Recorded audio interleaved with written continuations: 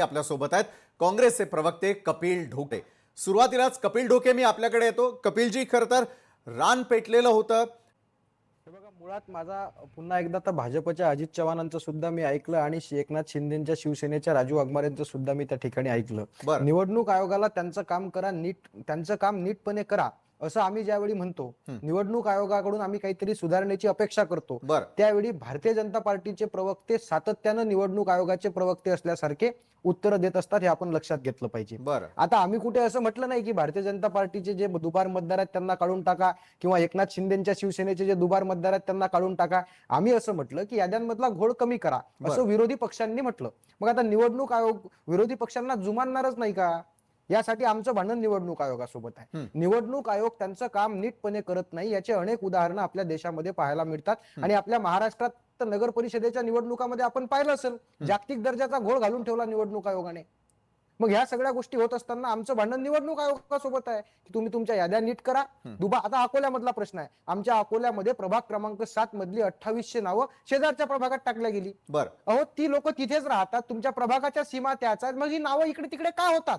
मग आता जाणीवपूर्वक असा प्रश्न विचारला, निवडणूक आयोगाशी असं भांडलं की याची पाठराखण भाजपची लोक करतात। मग याचा अर्थ आम्हाला संशय घ्यायला कुठे, म्हणजे सरळ मार्ग आहे ना की बरं, अजित चव्हाण या आयोगाला एखादा संदर्भातलं प्रश्न उत्तर देतील। अजितजी, जे प्रश्न विरोधकांना पडतात ते मतदान डबल करेल का हे राहुल गांधीला कसं कळत नाही? बोलतायत काँग्रेसला कुठल्या स्क्रिप्टची गरज नाही। काँग्रेस लोकशाही मानणारा पक्ष आहे। काँग्रेसमध्ये प्रत्येक प्रवक्त्याला मत मांडण्याचा अधिकार आहे। काँग्रेसमध्ये मतं आम्ही मांडत असतो। स्पष्ट झालं, हा सूर्य आणि हा जयद्रथ। स्क्रिप्ट वाचायची पहिल्या जी सेगमेंट पद्धत मध्ये आहे काय ती अजित बोलतो, चव्हाणांच्या मी पक्षात आत्ताच्या आहे। सेगमेंट मध्ये अजित काय चव्हाणांना बोलतो, रेशीम बागेतून त्याच्यावर स्क्रिप्ट आल्याशिवाय वस्तुनिष्ठ माध्यमाला बोलता। बोलण्याचा अधिकार नाही। भाजपचे प्रवक्ते हे सुद्धा आपण निवडणूक लक्षात आयोगाचे घेतलं प्रवक्ते पाहिजे। का अहो, झाले? तुम्ही आम्हाला फक्त काय घेणे निवडणूक निवडणूक आयोगाची आयोगाची? याद्या साफ करा। माननीय आम्ही ज्यावेळी मुख्यमंत्र्यांनी निवडणूक आयोगाची याद्या टीका साफ केली। केल्या नाही असं म्हणतो, त्यावेळी तुम्ही मात्र निवडणूक आयोगाची बाजू घेऊन बोलत असता, आमच्यावरती नको त्या शब्दात टीका करता। याचा अर्थ अहो, तुम्हाला आम्ही निवडणूक तुम्हाला आयोगावरती निवडणूक 100 वेळा टीका आयोगाची केली।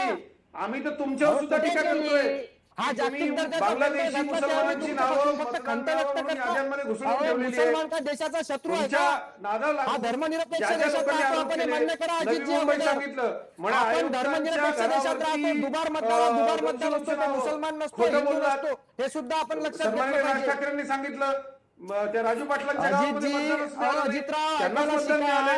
मूळ मुद्दा अजितराव, असा आहे, यांनी अजितराव, खोटं ऐका, बोललेल्या तुम्ही कुठेही आणि टीका खोटी केलेली दिलेल्या नाही, तुम्ही कुठेही उदाहरणांच्या निवडणूक बाबतीत आयोगाला पत्रकारांना आक्षेप प्रश्न घेतलेले विचारलाच की नाही। नाही? तुम्ही कुठेही निवडणूक आयोगाच्या यादीवर आक्षेप घेतलेले नाही, ते लक्षात घ्या अजितराव। दिशाभूल करू नका, खोटं बोलण्यात तुम्ही माहिर आहात। कुठेही तुम्ही आक्षेप घेतलेला नाही। माध्यमांसमोर खंत व्यक्त केल्यानं जबाबदारी संपत नसते। कपिलजी, कुठेही आक्षेप नोंदवावा लागतो, कपिलजी, आक्षेप नोंदवावा लागतो, पुराव्यांसहित आक्षेप नोंदवावा लागतो। माझ्याकडे हजारो आत्ता इथं माझ्या समोर बसले होते, नाशिकच्या प्रभाग क्रमांक 31 मधली जी नावं, गावठाणामधली आमच्या हक्काची नावं, आमचं गाव विभक्त केलंय, आज आज आज आज आत्ता त्याच्यावरती चर्चा करत होतो आम्ही, अगदी आचारसंहिता लागेपर्यंत, आणि आम्ही आक्षेप घेतले। कपिल ढोके, आपण एका शहरामधले डॉक्टर मी माझ्या सहकाऱ्यांचे घेतलेले 55 ते 60 आक्षेप तुम्हाला दाखवू शकतो। काय गप्पा मारता तुम्ही? माझं म्हणणं असं आहे, तुमच्या आक्षेपांवर निवडणूक आयोगाने घेतलं का? तुमचे आक्षेप खोटे असतील, जर निवडणूक आयोगानं तुमच्या आक्षेपांवर निकाल न देता निवडणुका जाहीर केल्या तर तुमचे आक्षेप खोटे असतील। आम्हाला तर खंत आहे की आमच्या खऱ्या आक्षेपांचा निकाल न देता, आमच्या खऱ्या आक्षेपांवर कार्यवाही न करता निवडणूक आयोगानं निवडणुका जाहीर केल्या। बरं, आक्षेप खोटे, कुठल्याही आक्षेपांचे उत्तर मिळाले नाहीत। मग हेमंत कांबळेजी, या निवडणुका सर्व राजकीय पक्षांवर शेवटच्या सेगमेंट मध्ये आहोत। कपिल ढोकेजी, मला एक सांगा, मतदारांसमोर तुमचा पक्ष किंवा तुमची ज्यांच्या बरोबरी आघाडी असेल त्या ठिकाणी किंवा कोणासोबत जाणार असाल, कुठल्या मुद्द्यांवरती निवडणुका लढताना दिसणार आहे? कारण एका बाजूला निवडणुकींचा कार्यक्रम जाहीर होण्याआधी जे रान पेटवायचं ते विरोधकांनी पेटवून झालेलं होतं, मात्र आज निवडणुकांच्या तारखा जाहीर झालेल्या आहेत, वेळापत्रक जाहीर झालेलं आहे। कुठल्या मुद्द्यांनी मतदारांपर्यंत आणि त्यांच्या समोर जाणार आहात? कपिलजी, मुळात आम्ही प्रचंड पॉझिटिव्हली मतदारांसमोर जाणार आहोत। आपण जर पाहिलं असेल तर गेल्या राजू वाघमारेंना कुठे हसावं याचा सेन्स कदाचित असला पाहिजे, ते सिनियर आहेत।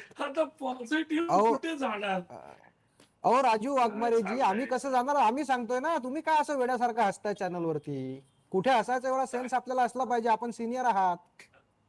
तर लक्षात घ्या विशालजी, आम्ही प्रचंड पॉझिटिव्हपणे मतदारांसमोर जाणार आहोत. बरं. कुठे कुठे 5 वर्ष झालेत, कुठे 3 वर्ष झालेत, कुठे 4 वर्ष झालेत, कुठे 5 वर्षापेक्षा जास्त वेळ झाला. यांच्या सरकारमुळे निवडणुकाच होऊ शकत नव्हत्या. महानगरपालिकेच्या निवडणुका थांबलेल्या होत्या. बरं. त्यानंतर जे प्रशासक राज होतं ते यांच्याच प्रभावाखालचं होतं. यांचं सरकार असताना प्रशासक हा राज्य शासनाच्या प्रभावाखाली काम करत असतो. तो प्रशासक त्या ठिकाणी होता. बरं. शहरी मतदारांमध्ये प्रचंड प्रमाणात चीड निर्माण झालेली आहे. अनेक समस्या, म्हणजे आमच्या अकोल्याचं उदाहरण घ्यायचं झाल्यास एक अंडरपास करून ठेवला. त्या अंडरपास मधून एखाद्या वेळी रात्रीची तरुणी जायचं काय, जाऊ शकत नाही. उलट त्यामध्ये पावसाळ्यामध्ये एक नदी साचलेली असते. बरं. अमरावतीचं उदाहरण घेतलं तर अमरावतीमध्ये एक शहरातून जाणारा मुख्य मार्गावरचा पूलच रेल्वेच्या कारणावरून कुठेतरी बंद करून ठेवला. म्हणजे यांनी इतका गोंधळ ठिकठिकाणी घालून ठेवलेला आहे. नागपूरमध्ये गेलो तीच समस्या आहे. पुण्यामध्ये गेलो, मगाशी तर मुख्यमंत्री पुण्यामध्ये बाईट देत होते. पुण्यात भ्रष्टाचार करणारे सगळे त्यांच्या आजूबाजूला उभे होते. लोकांना यांची प्रचंड चीड आलेली आहे. त्यामुळे निवडणुका थांबवून लोकांना वेठीस यांनी धरलेला आहे. यांच्या सरकारच्या अधिपत्याखाली असणारे प्रशासक यांनी जनतेचे प्रचंड हाल केलेले आहेत. त्यामुळे सामान्य मतदार, शहरातला मतदार यांना पूर्णपणे नाकारणार आहे. आमची निवडणुकीची पूर्ण तयारी झालेली आहे. यांनी जरी निवडणूक आयोगाला हाताशी धरलं असेल तरी आम्ही आता जनतेच्या दरबारात जाऊ, न्यायालयीन जनतेच्या दरबारात जाऊ, लढाई लढू, मतांची पुढची लढाई सकारात्मकतेनं लढणार असल्याचं सकारात्मकतेनं तुम्ही लढणार म्हणताय. आहोत हे आपण लक्षात हेमंतजी, घेतलं आपले पाहिजे मुद्दे आणि काय यांना असतील? जनता जागा करेल. आणि